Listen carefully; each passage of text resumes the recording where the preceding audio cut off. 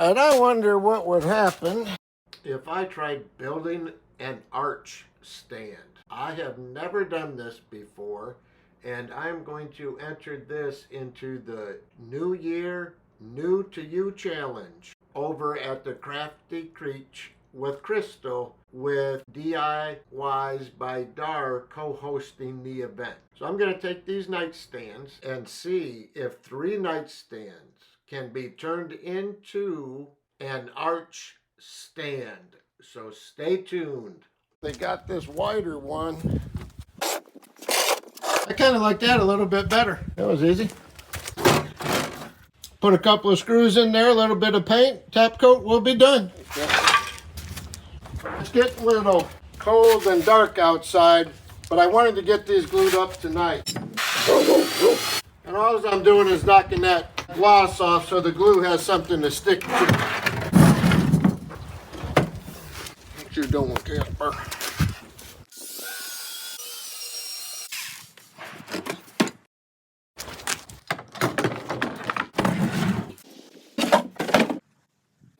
Probably seen me saving my old sandpaper from time to time, especially the lower grit. This is that 60 grit. I like to keep that. And some people use salt or whatever.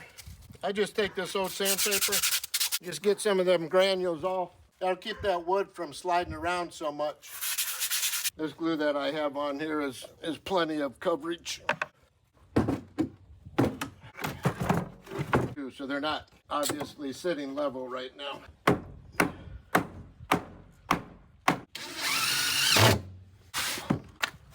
Oh, it's getting dark. Probably hard to see. I glued the wrong side. No, I didn't. We have these glued up. This is going to be tough to sand down to get it flush. So I'm just going to go straight to the belt sander. My music, I just found some 36 grit. That is not exactly flush, but it's going to be good enough because I'm going to put a piece of plywood on here and I'm going to have a piece of front trim going across the top there. I think I'll use that piece of plywood. Probably be just about the right length and I won't have to cut into that full piece. 17 3/8. All right, 17 3/8.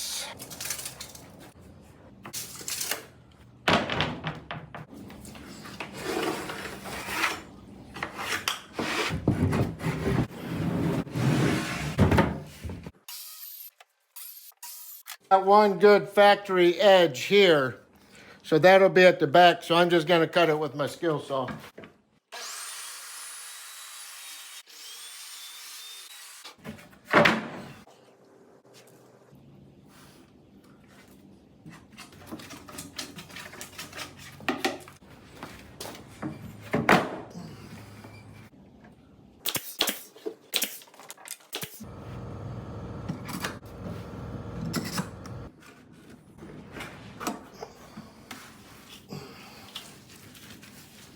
All right, we're gonna let that dry overnight. It's a little heavier than I remember it being.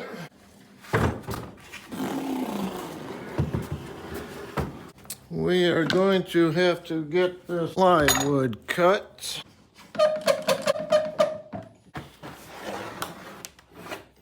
I'm trying to think how I'm gonna do these shelves. The plywood that I bought, 2 of them, together is 5/8. That's not 3/16, that's 5/16. Yeah, that's 5/16. They ordered the wrong stuff, but that's okay. Actually be better. So that's 5/8. And I'm gonna have to run them in 2 strips, and I'll show you why here in a minute. 18 1/2. And what I want to do is then we'll make sure these shelves are the same.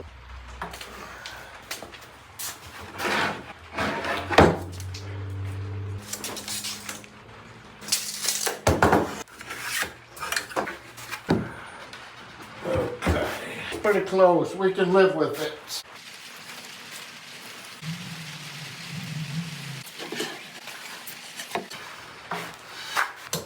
This board looks like it was bowed out a little bit. So I am Gonna put some clamps and hopefully draw that in a little bit. We can see that gap right there. So we need to get that pulled in. Board doesn't want to stay straight.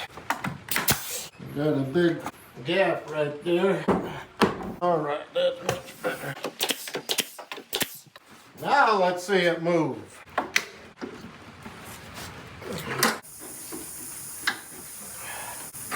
Gonna have to do something with that bottom. Don't know what yet, but we'll get it figured out. We've given this enough time to dry.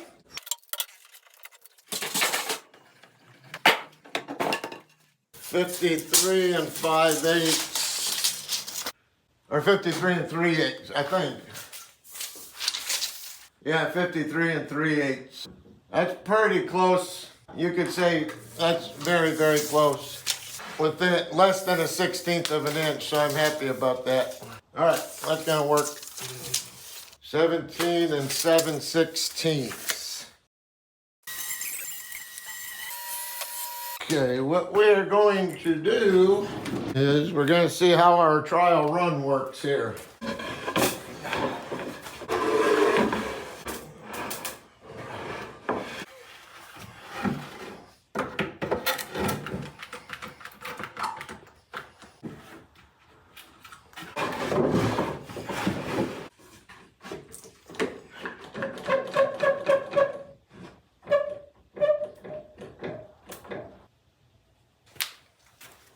This is probably going to fall.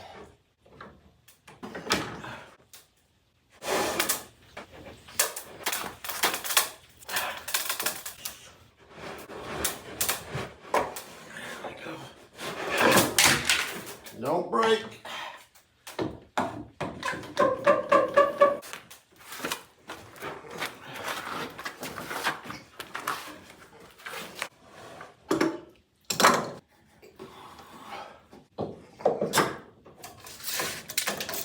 So you see right there is 3/4 of an inch on the inside. And then right here, I have the plywood for the framing on the outside. I've got, and I think this is coming together now. There's two of these are 5/8, and this is 3/4 inch plywood. I'm going to cut a piece 1.5 inches longer than this piece of plywood. Wait a minute. Then I have to deal with this on the outside. This got a little bit complicated. It's nothing too bad, really. All right, we have a major catastrophe. The boss just come out, and when I told her about the arch, she said, I wanted it taller. And I said, no, you wanted it that height. Now, you might have changed your mind, but that's how you wanted it. And my wife came out and said that she thought it should be higher and that she wants another 10-inch shelf in there. So I need to figure out how to add another 10 inches here and make it sturdy and flush on both sides. Sometimes those words are hard to say. You know, it takes a lot of work that goes into stuff like this, and I think she was a little hesitant to say that she wanted another shelf, but for those of you that are married or have a significant other, you can tell when something's wrong. So I just asked her to say it, and she said, well, I thought it was going to be taller, and she wanted one additional shelf. So it got me thinking that sometimes words are difficult to say. I've shared on previous videos what I do for work, and I work in my community with people with intellectual or developmental disabilities. And over the years, I've learned that there's words that are just difficult to say. I've noticed a common theme over the 20 plus years I've been doing this. One, it's very difficult for people to say, I was wrong. It's very, very hard. Another is, I need help. I've probably seen those two statements the most difficult for people to say. And then I got to thinking, personally, what is difficult for me to say? And I've come to the conclusion that Worcestershire sauce is very difficult for me to say. So If you have trouble saying you were wrong, practice it. If you have trouble asking for help, ask for it. And if you're like me and you have trouble saying Worcestershire sauce, practice it and let's see if we can get better at it. I am not going to run this through the table saw. Just cut it with the skill saw. And I decided to do that just because I have a good factory edge right here, and then this will be in the back. So I think that second shelf's a little too wide.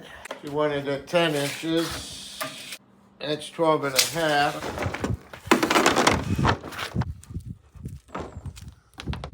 You gonna help? What do you think you're doing? Thing here, I really just need it up to about a couple inch and a half or so past that because I want all of the gluing pressure to be on the arch. All right, let's see if we can do this without knocking that top shelf off.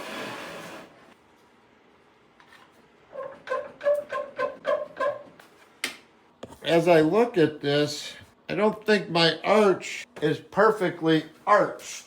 Looks like right in here it's kind of wonky. Now that'll straighten out once I put the trim on around there. And I'm sure you're all wondering how I'm going to get this arch perfect. So am I.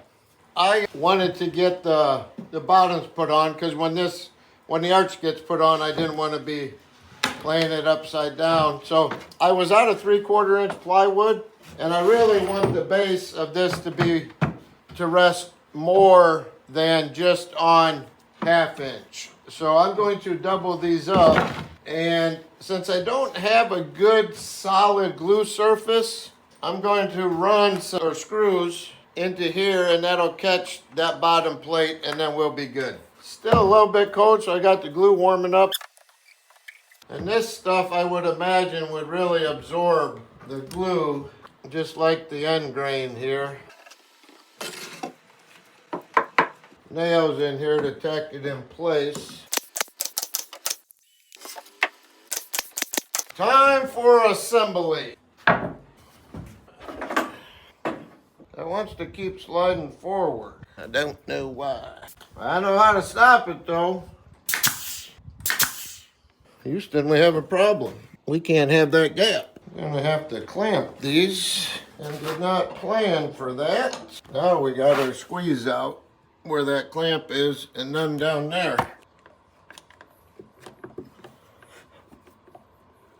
How am I going to assure these are clamped at 90? And there is our answer.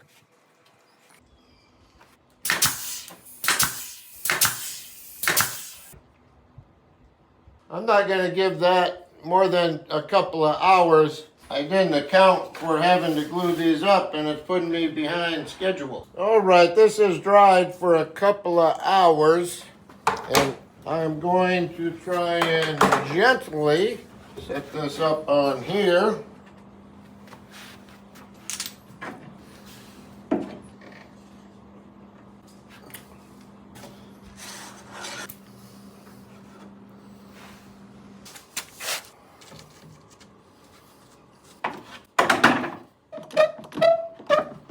If you watch that pneumatic nailer, I'm putting it at about as steep of angle as I could get and not have to worry about the nails skimming off of the wood. But I did this. I wanted to go through that 1/4 inch sheet. I wanted to go through the 3/4 inch sheet. And then I also wanted to catch the shelf while this glue was setting up. That way everything stayed in place.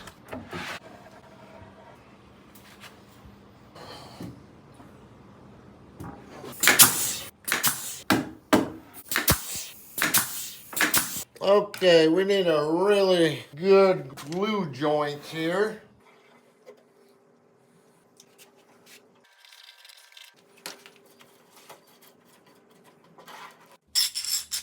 Did you ever have something that was just oh so close, but yet just out of reach? Yep, me too.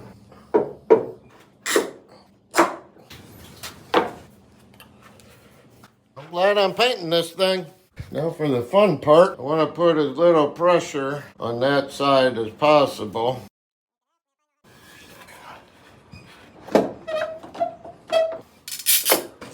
Okay, we got good squeeze out there. When I put the trim on, I'm going to router out so it'll catch the outside of this, but it'll catch this so there's not any direct pressure in pulling that off. The bottom I'm not worried about, but this top veneer, because there's pressure that this board wants to straighten out. When I put that trim around there, it'll encase that and we'll be good.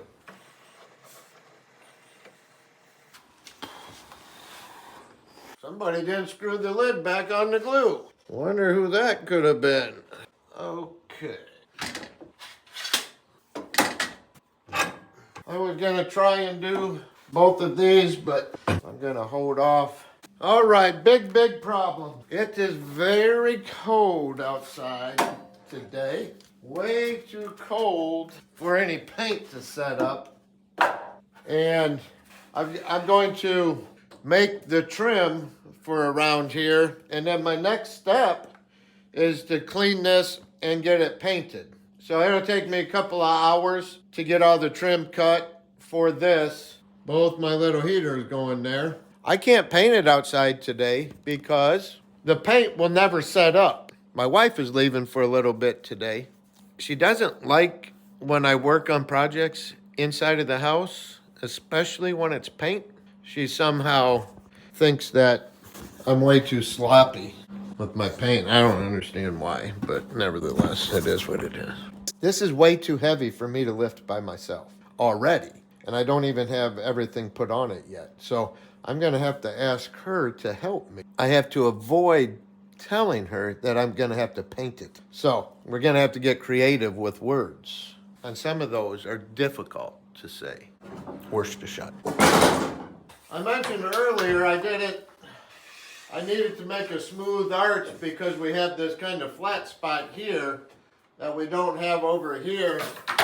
And I've just been trying to think of a way that would allow for the arch, and I could trace it out to make my trim. So I'm going to give it some thought and see if I can figure out a way to do that. I know, that's pretty stupid.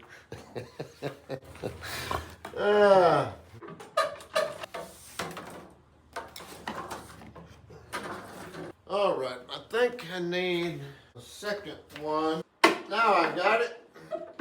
So the inside of this, that kind of helped form the arch. Actually I can pull this down a little bit more.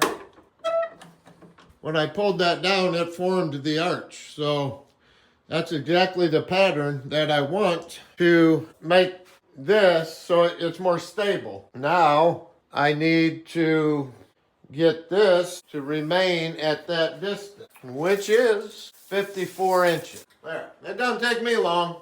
Right, we're gonna make this arch at 54.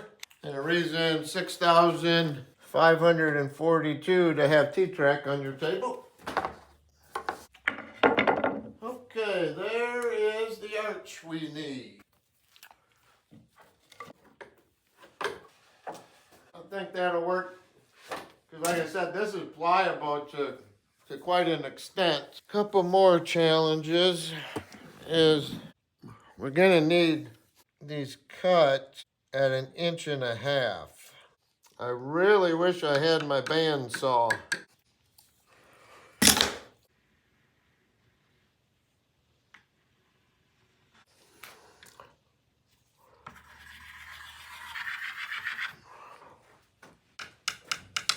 Got a problem. Okay, we're gonna need roughly 156 inches of this, which that's 48 inches. And I've got to recalibrate my saw. Yeah, that's 1/8 of an inch off.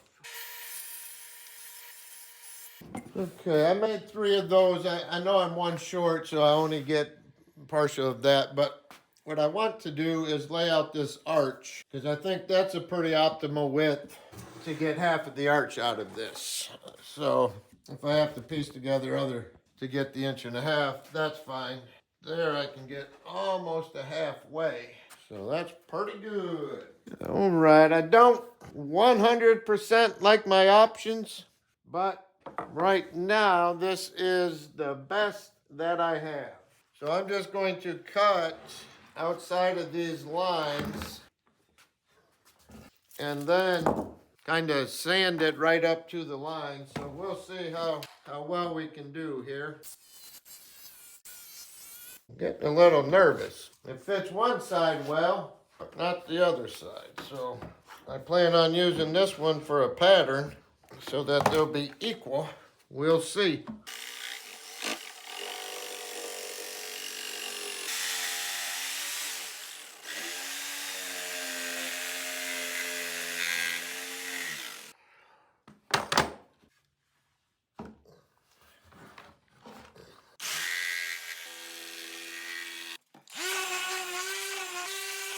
All right, I think that's gonna work. Just need to smooth all this out. You don't need to see me do that. Okay, I am going to router this out, and no, this is the right side. Okay, so I'm gonna want to router out a little closer to the top edge than the bottom. And this doesn't have to be perfect because I'm gonna want a little bit of wiggle room in there anyhow. So I chose this bit. It's a little bit wider than that 5/16. I'm just gonna take multiple passes.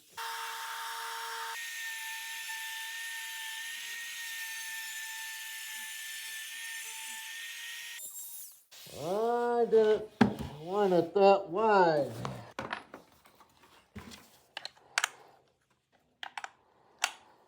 All right.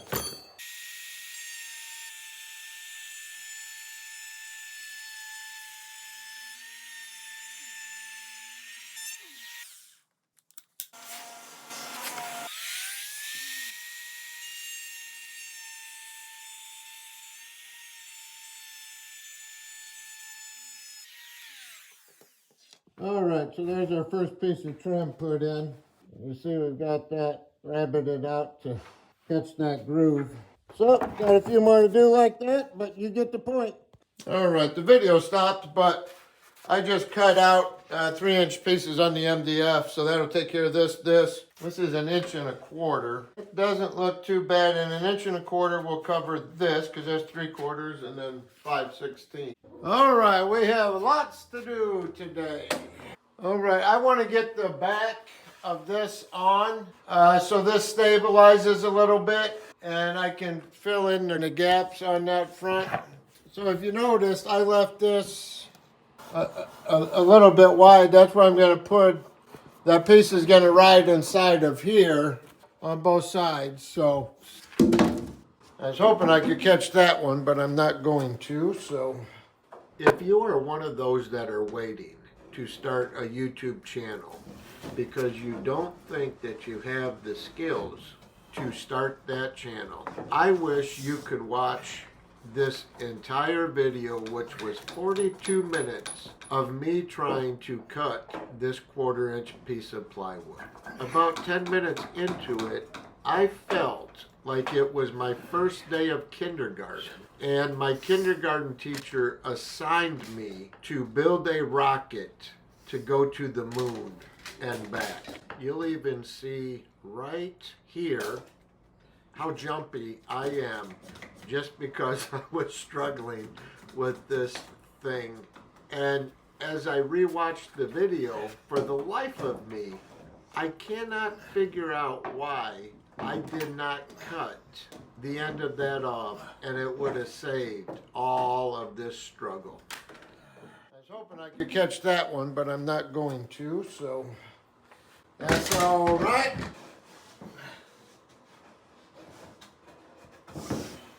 Probably kind of dark back here, but what I want to do is I'm going to want this to ride just on the inside, and that'll firm everything up. That won't be able to move. So,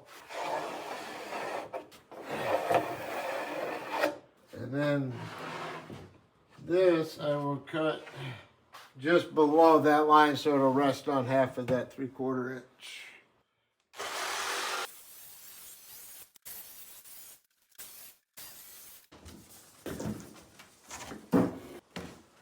All right, that's just about perfect. So I think I'll leave this how it is, and I'll glue a block to catch the next piece right there. All right, this is exactly 1/4 inch.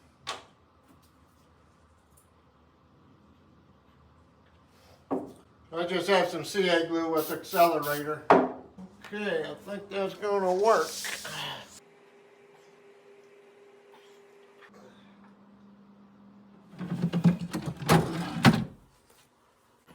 All right, I can go ahead and move forward with this, because I've got these two side drawers to line up with. So I'm gonna have to pull them forward by the width of this trim. So I want to make sure for spacing that these are perfect on both sides.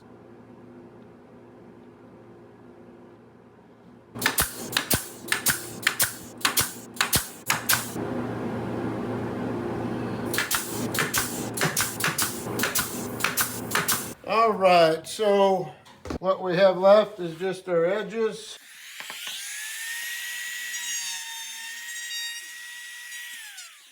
That looks pretty good. I'm gonna get a couple of nails in here if I can.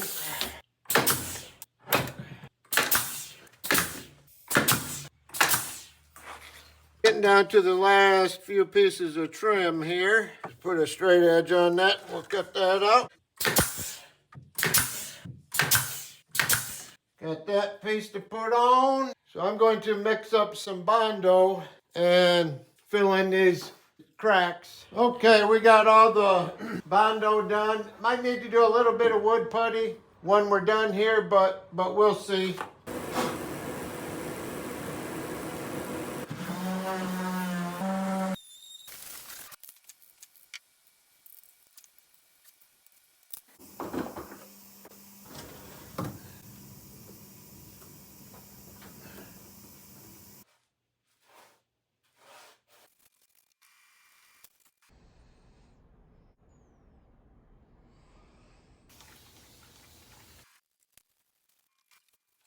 I've got to hurry up.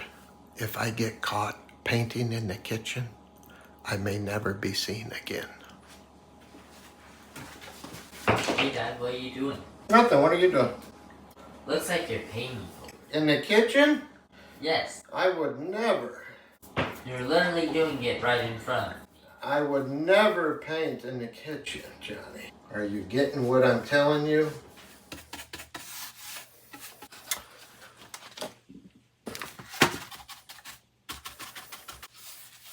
All right, we need to drill a little hole. I'm gonna use the Forstner bit, 5/8. Okay, right here is the shelf. If you remember, I put that piece of plywood here to support this and to do this. So let's, when you use these Forstner bits, it's good to go nice and slow.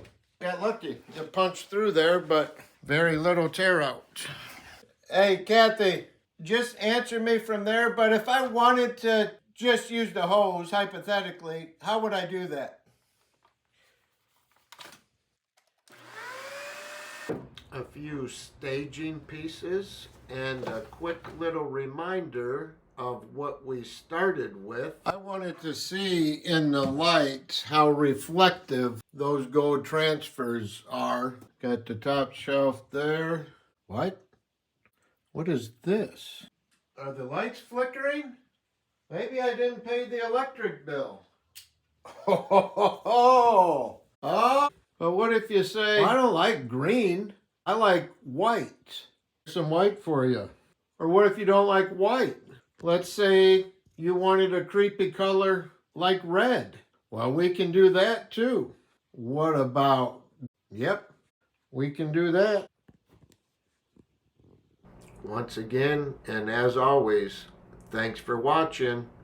And don't forget to go over to the Crafty Creech and check out all the wonderful furniture flips on Crystal's channel. And with the winner, DIYs by Dar, don't forget to check out her channel. She is co-hosting the New Year, New You Challenge. Thanks for watching.